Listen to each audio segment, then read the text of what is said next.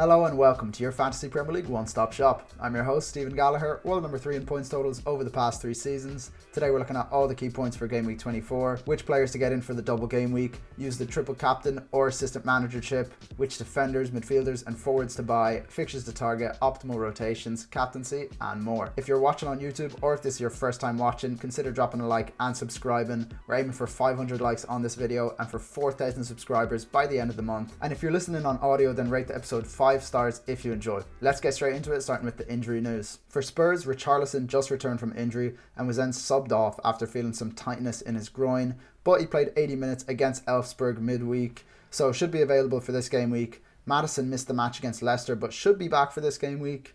Mickey van de Ven returned from injury and played 45 minutes against Elfsborg. However, Dragusin came on and injured himself within 20 minutes. More injury woes for Spurs, but Christian Romero is also expected back soon. For Everton, Dominic Calvert-Lewin was subbed off with an injury 13 minutes into the match against Brighton, so he'll miss the double game week. For Fulham, Harry Wilson got an impact injury against Man United, unsure how long he'll be out for. For Aston Villa, Tyrone Mings picked up a knee injury, but they're hopeful it's nothing serious. With Pau Torres also out injured and Diego Carlos gone, Villa are in the market for a centre-back now. For Ipswich, Leif Davis was subbed off at half-time as he was feeling sick before the game and at half-time. For Wolves, Strand Larsen was subbed off early with a hamstring issue. And finally for Arsenal, Odegaard and Merino missed out last week against Wolves, but they both came back and started against Girona in the Champions League midweek. For those of you who don't know, Game Week 24 is a double game week for Liverpool and Everton players. As such, we should be loading up on Liverpool players. I've been very vocal about my ideas on getting Everton players in. I think it's a bad idea, but I've thrown 2 of them on here just for you to consider. Here's my ranking of which assets to load up on for the double. Obviously, this is very team dependent based off your squad structure and your budget, but in order, I have Salah in first. He's the best asset in the game, and a lot of people will be triple captaining him this game week. In second, I have Trent. I think his potential for attacking returns combined with Liverpool's potential for clean sheets make him a very explosive asset when he combines those two. In third, I have Gakpo, and I was deciding between putting him second or even putting him fourth with Virgil ahead of him. I just think Gakpo has proven his minutes and he's definitely a more explosive asset than Van Dijk, who I have in fourth place. I think Virgil is the most secure Liverpool outfielder in terms of minutes, and one of the things you can't really count on in a double game week is your Liverpool attacker playing 180 minutes, all the minutes available. But I think this guy you can really rely on, and you can also rely on Alisson for those minutes, which is why he is in 5th place, followed by Luis Diaz in 6th. I do think he has a higher potential for a big haul in comparison to Alisson and Van Dijk. I just think it's really hard to predict his minutes, so he's a bit lower down there. Then Konate in 7th. I think his injury risk and therefore minutes security put him lower down on the list in terms of the defenders, and you'll also notice Robertson isn't on the list. I just think at his price you can't justify having him over Konate and Van Dijk because Tsimikas can always take minutes off him at left back. Then Szoboszlai in 8th, maybe a bit of recency bias here with the goal and assist against Ipswich, but his data other than that has been quite good and his minutes have been good too since returning from injury. He's worth a shout. Then we move on to the Everton players. Honestly, I didn't want to put in any. In fact, I would have had Andy Robertson and even Darwin Nunez ahead of Ndiaye, but I think Pickford is an okay shout with Everton's defensive ability and Ndiaye on penalties with Calvert-Lewin out injured. So yeah, they've snuck their way onto the list. Next up, we'll discuss whether to use your triple captain if you still have it, or to use your assistant manager chip. For me, if you still have the triple captain chip, I think now is a good time to use it. This is all based off what we know about the upcoming doubles this season. There's likely to only be 3 double game weeks. That's Game Week 24, Game Week 33, and Game Week 36. The general chip strategy in FPL would be to use your triple captain, bench boost, and assistant manager in one of these double game weeks, and then use your free hit in a blank game week. Now, this isn't what you absolutely have to do, but it's a very common strategy that a lot of managers use and one that I'll be using myself. So in terms of when to use these chips, triple captain, bench boost, assistant manager, my strategy has always been use the bench boost on the biggest double game week of the year because it lets you get up to 15 players with 2 fixtures, and that's obviously a lot better than just triple captain in 1 player. So I think it's a much more valuable chip that I want to use on a bigger double, the bench boost. So the fact that we have in Game Week 24 2 teams doubling, and one of the teams is Liverpool, who has Salah, Despite the fact that the fixtures aren't really ideal, I think triple captain this game week seems the most obvious time to use it, if you still have it, obviously. Now, the assistant manager chip throws a bit of spanner in this idea, and the reason I'm not keen on using it right now is that I don't really fancy the fixtures, first of all. The two teams that double, Slot plays Bournemouth and Everton, which isn't ideal, and Moyes plays Leicester and Liverpool, which, to be honest, the Leicester game is great, and the Liverpool game could be a huge upset with a really nice bonus for Moyes. But Everton aren't a high-scoring team, and it's still a really tough fixture. I think the best time to use the chip is when you can alternate between two options. So one option is having Arne Slot or Arteta playing against a really poor side, and you just expect them to deliver a massive pump in, 5-0, rake in the points, clean sheet, all the goals. And then the other option is a mid to low table manager playing a home fixture against a team who's 5 places above, but not too high up the table, because that way you get the 10 bonus points for playing a team 5 places above the table, and you still have a chance of getting a result. So for me, I don't think Gameweek 24 offers either of those options, and I don't expect Liverpool to trounce Bournemouth or Everton. They're not the easiest fixtures, and I also don't expect Moyes to get a result against Liverpool, so I just think there are better times to use the chip, and that this week is a good moment to use the triple captain chip if you still have it. Next up is defenses to target, using our fixture difficulty ratings and defensive strength ratings, combining the two so we can rank teams on who is the best combination of defensive fixtures and strength over the next 5 game weeks, right up to the blank game week in game week 29. First in the rankings are Chelsea. The game week 27 and 28 fixtures are Southampton and Leicester, which brings them up the table here a lot, but they also play West Ham at home this game week, which is a nice fixture, followed by Brentford away and Villa away, which are not great fixtures defensively. My advice would be to hold on to your Chelsea defenders if you have them, unless you're replacing them with a Liverpool defender, in which case I'd go for it. But either way, I wouldn't go buying Chelsea defenders up right now. I know the fixtures are good, but the defense has been leaky at best. I still think they're a good hold if you already own them, because there are some nice fixtures in the mix here. Second in the rankings are Crystal Palace. The Everton and Ipswich fixtures in the next 5 are really appealing here. If you own Munoz, I'd definitely be holding him. The thing with Crystal Palace players is that they have a high likelihood of blanking in game week 29.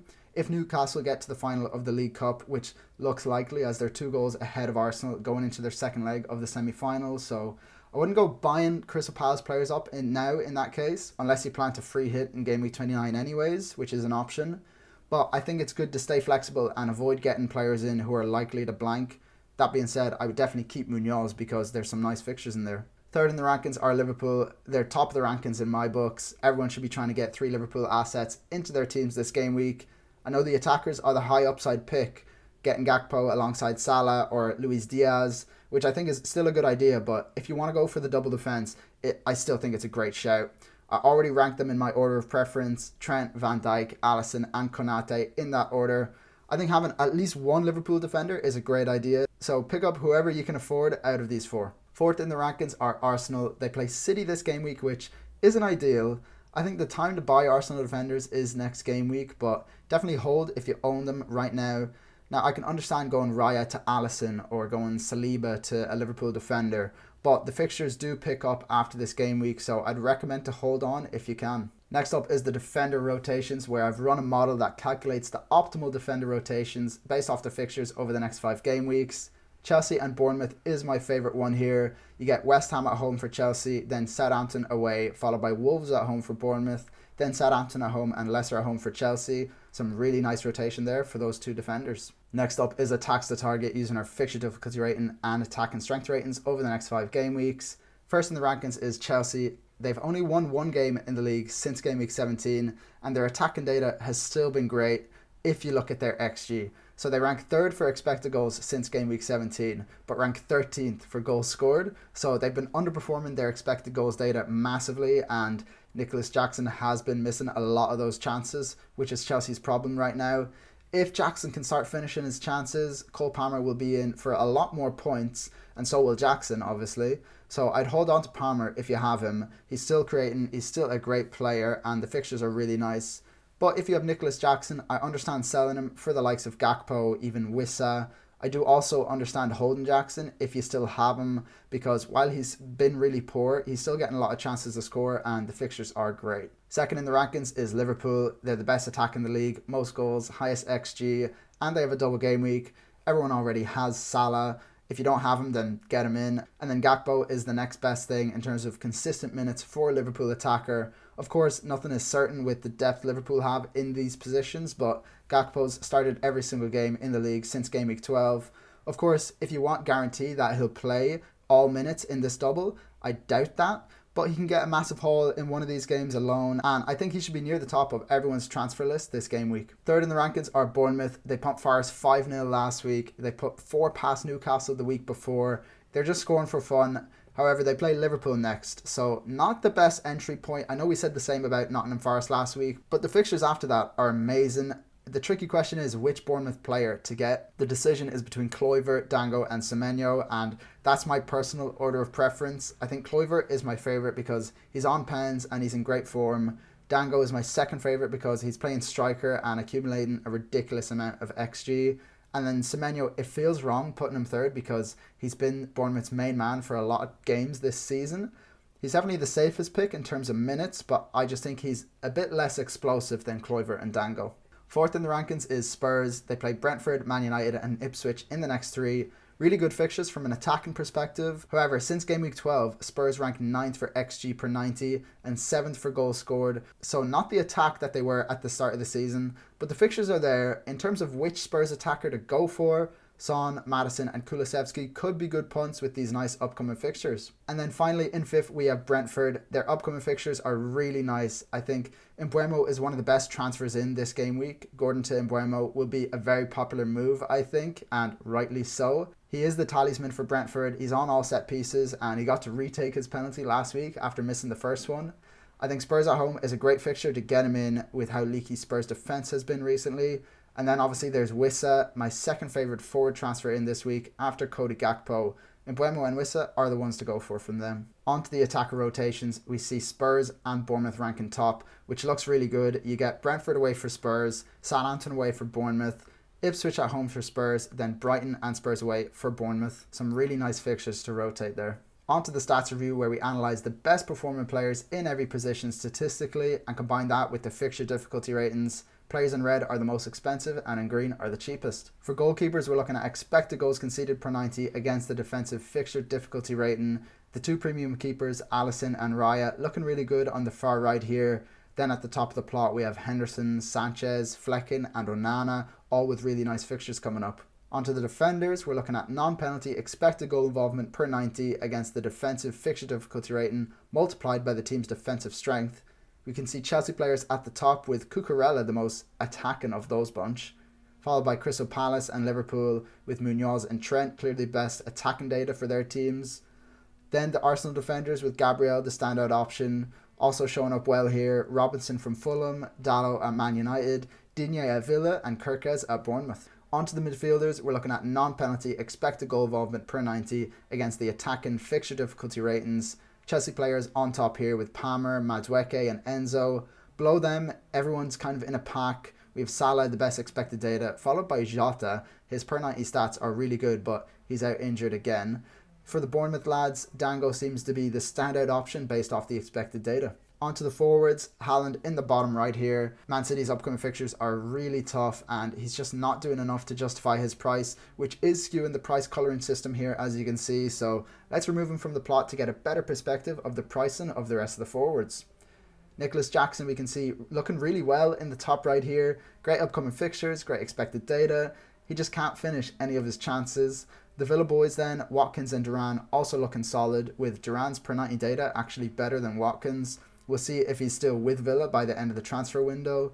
Wissa also looking really good here. He's got great data, great fixtures, and he's dirt cheap. Other names in the top right quadrant are Solanke, who's out injured, Gakpo, who I think everyone should consider getting in, and then Darwin and Gabriel Jesus, whose minutes I'm not so sure about. On to captaincy. In the first spot, no surprises there, we have Mo Salah. A lot of people will be triple captaining him, and even if you captain him but don't triple captain him, you'll be hoping that he blanks because so many people are triple captaining him. I always find that really funny, and I think he will smash it this week. As a Salah triple captainer myself, I just want him to outscore Haaland's game week 2 score, which a lot of people triple captained. He got 3 goals and 17 points. Let's hope Salah can outscore that. In second, I've Gakpo for the double. He's the second best Liverpool attacker. You've got the double. If you want to go fancy and go against Salah, he's the next best thing. followed by Trent in third place. He could be in for a massive haul if Liverpool pick up 2 clean sheets and he even gets 1 or 2 goal involvements. I don't have him in my team this week and I really feel like I'm missing out. These top 3 are definitely the best 3 Liverpool assets to own in my opinion. And in fourth, I've Luis Diaz. Now, I wouldn't necessarily say he's the 4th best Liverpool asset to own. I had him at 6th behind Alisson and Van Dijk. But as a captaincy option, I think you always want to go for that high upside pick. Diaz could end up starting both games and end up scoring in both games. I wouldn't put it past him. And then finally, in 5th, I have the first non-Liverpool player. Cole Palmer has snuck into the captaincy rankings ahead of Van Dijk. I think this is a great fixture for him, and if Jackson can start finishing those chances that Palmer has been creating for him, he'll be back in the points in a big way. On to my Game Week 23 review. A great game week for me, 76 points, a game week rank of 813k, up to 248k overall. We jumped 100,000 places since Game Week 22. Only 3 players in the starting 11 didn't return, and I left no points on the bench. On the deadline stream, I was deciding between Sarr and Jackson who to bench. I went for Jackson in the starting 11, and that obviously paid off. And then last week's transfer of Foden to Mbeumo ended in a net 0. Both players scored 7 points, so we'll take that. Let's see what the plan is for the double game week. For game week 24, I've got 3 free transfers and 1.6 mil in the bank. I've got Sanchez in nets against West Ham at home. I'm actually quite hopeful for a clean sheet this fixture, but you never know when this man is in nets. In the defence, I've got Konate with the double, Hall against Fulham at home, and Gabriel against Man City away, which isn't ideal, but I can also see a 0-0 draw in this game. In midfield, I've got Rodgers against Wolves away. He just scored a hat-trick in the Champions League. I've got Mbeumo against Spurs at home, which I'm really looking forward to. Palmer against West Ham at home, also looking forward to that. And then obviously Mo Salah with the triple captainship. He's the man for the moment. Let's hope he returns big. Onto the forwards, I've got Jackson against West Ham at home. Let's see if he finally finds his shooting boots. Isak against Fulham at home, and then Gakpo to finish off the Liverpool triple up.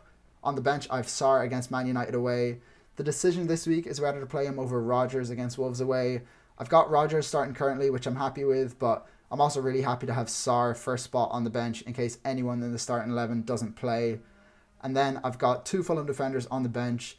There was a slight consideration to bench Gabriel for Robinson, but I expect Newcastle to score and I've got Isak starting, so I've gone with Gabriel, which I'm confident with. The plan this week is to roll the transfer, which feels very boring that it's a double game week, but the team looks good. I'm ready for the double game week. Unfortunately, I won't have a deadline stream this weekend as I'm going on a trip to Malaysia for a week and a half. So if you have any transfer questions that you want to send my way, leave them in the comments below. That's all for today, folks. Go ahead and drop a like and subscribe if you enjoyed the video, and rate 5 stars on audio. Until next time, guys, have a good one.